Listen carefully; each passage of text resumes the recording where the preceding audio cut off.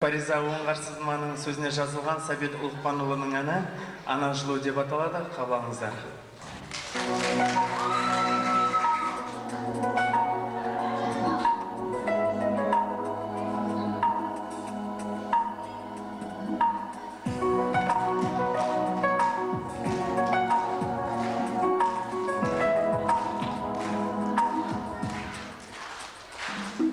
Жырлардан жаралған ошағыма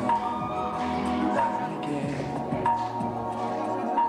менің айдаянамнан асқан сұлу дәмеге мейіріміңмен нұр төгілген ана жер-бетінің ғұмыры күн нұрымен арайлы біздің үйдің жылуы анамыздан тарайды жер-бетінің ғұмыры күн нұрымен арайлы біздің үйдің жылуы анамыздан тарайды ана жердегі бар тағамнан ана сүті нәрліген бұл жалғанда анамнан сүйіп дала бар мекен мейіріміңмен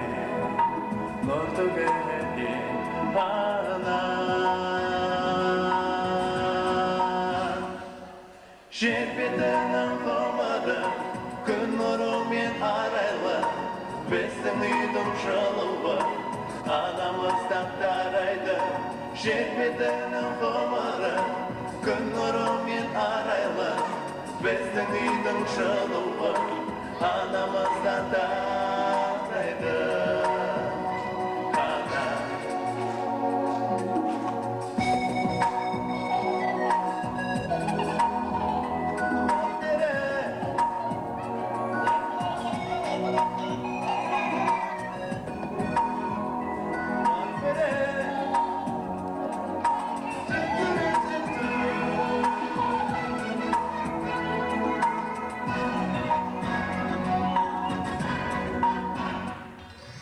жер бетінің ғұмыры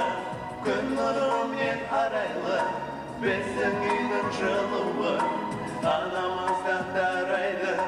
жер бетінің ғұмыры күн нұрымен арайлы біздің үйдің жылуы анамыздан тарайды ана